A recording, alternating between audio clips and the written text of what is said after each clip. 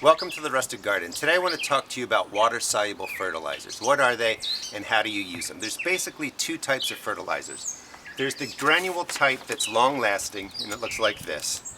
And this would go into your container soil, into your earthbed soil, and it will release fertilizer over a several months period of time. And you can get that like in blood meal, there's also bone meal, or you can get a fertilizer that has the three main ingredients in there: nitrogen, phosphorus, and potassium. And now don't be tricked, this says heirloom tomato food. There's no special product just for heirlooms. Any type of fertilizer works.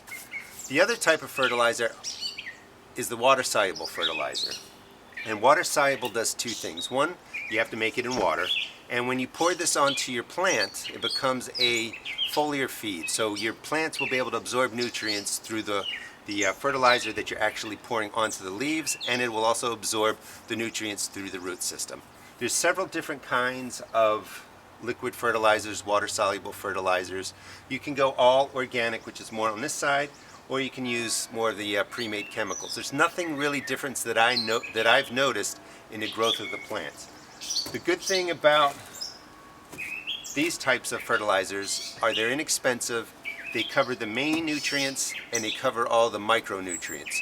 And when you do container garden, your plants will suck the life out of the soil. So I really do recommend a more rounded water-soluble fertilizer like these products.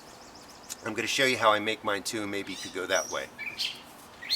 Alright, so you can come to the all organic. In the organic type, this is pure kelp extract. This is to add in the extra macronutrients. You're not going to be able to see this, but this adds, the actual micronutrients.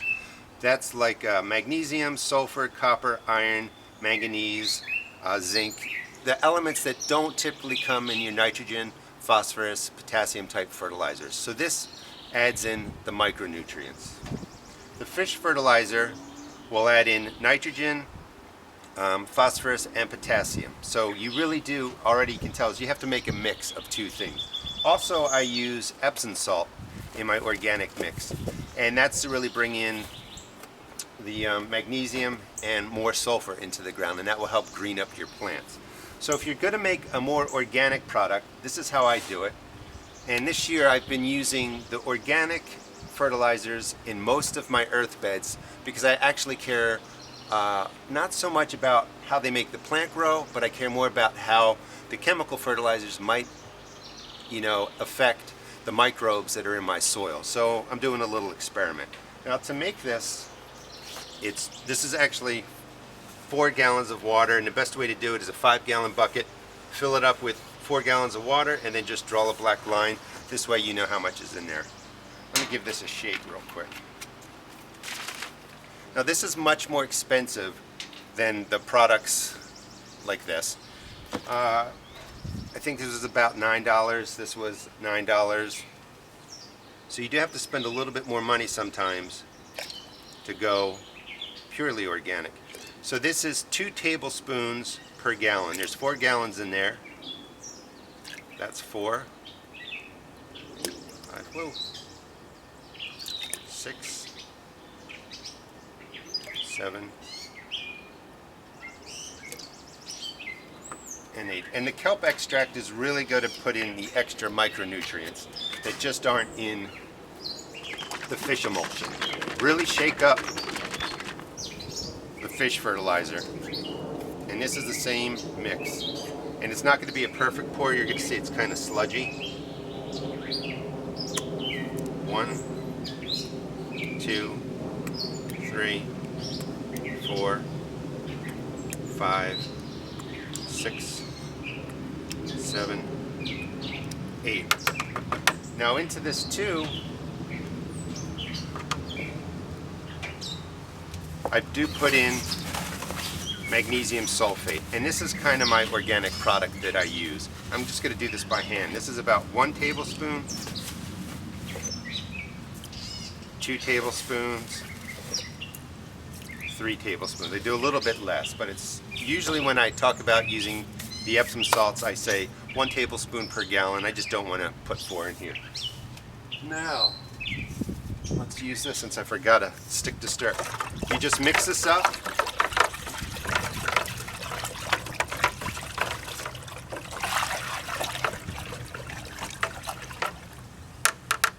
And that's your organic fertilizer. It's got the main elements for fertilizer: potassium, nitrogen, and phosphorus from the fish fertilizer. It's got the micronutrients from the kelp extract, and it's got a little extra boost from the Epsom salts. And this would just actually be poured right into my raised bed. I go right to the middle of the bed, just pour it in there and let it spread out. So again, to review, the water-soluble fertilizers are foliar feeds, which means when you pour that product onto the leaves, they will absorb nutrients, and they will also, get absorbed very quickly by the root system. This is fast acting. That means when you pour it on your plants, if your plants are looking yellow today, you pour a water-soluble fertilizer into your container plant or into your garden. That plant will really green up and look better almost within 2 days. You can't really use these products for a quick fix. If you spread the granules on top of the soil, eventually the rain would wash it down, but it's not going to work as quickly as the water-soluble type fertilizers. If you have container garden, you really want to use a water-soluble product at least every 2 weeks at full strength. I do recommend maybe once a week at half strength, and that just keeps the nutrients in the soil. And you can see these plants are growing pretty well. They need the fertilizer. And then for your garden, I've talked in my other videos about doing side dressings with the long-lasting fertilizers, but I do fertilize them about every 2 weeks with a liquid fertilizer. Hope this answered some questions about what a water-soluble fertilizer is and how you use it. Please check out my blog at www.therusticgarden.blogspot.com and also check out my YouTube videos. Thanks.